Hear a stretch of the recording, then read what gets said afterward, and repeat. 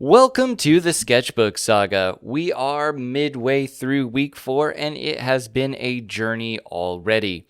Now, almost a full month in, I feel like I'm at least getting into the habit of drawing. And I think that's one of the first main steps.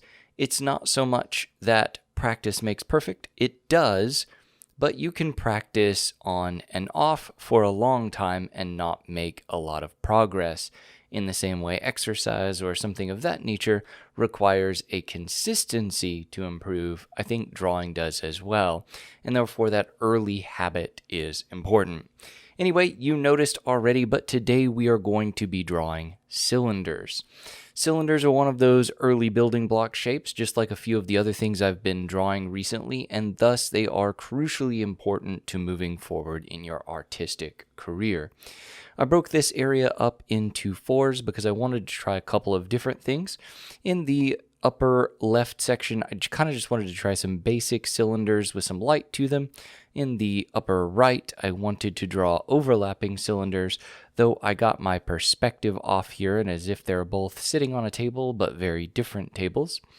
And then in the third quadrant there, the one you see me drawing in now, I wanted to draw some stacked shapes that would have a little bit more complex shading, a little bit more complex shapes to them, kind of like a pill bottle might be, or a stacked birthday cake or something of that nature.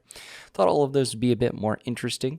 One of the things I noticed so much in cylinders is how specific or how picky you needed to be about how perpendicular your lines are. So, for example, if in any way, shape, or form they deviated and the front part of your cylinder was wider than the back part, you have what is essentially partially a cone, and it can make your shape look a bit off. You see that a few areas in my drawings.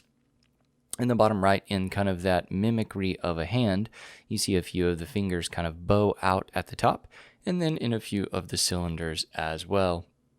Now, cylinders I think are also just a bit deceptively difficult in that there are several ways you can really mess them up. As you see, I mostly draw them with 2 parallel lines and then I draw these circles in.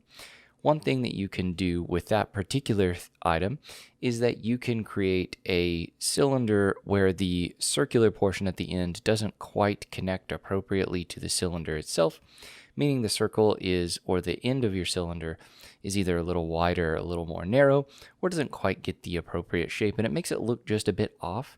It's a shape that requires some absolute perfection, especially getting that curve at the top and the bottom of your cylinder correct as well.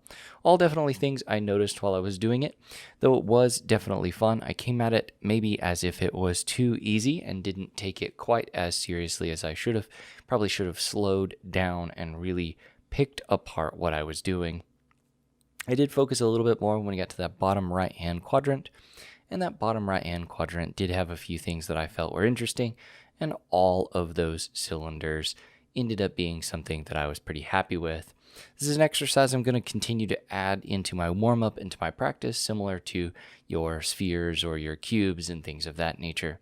As always, if you have made it this far with me, thank you very much. And if you have any questions for me about my overall journey in learning to draw, please drop me a comment and I will get to it as quickly as possible.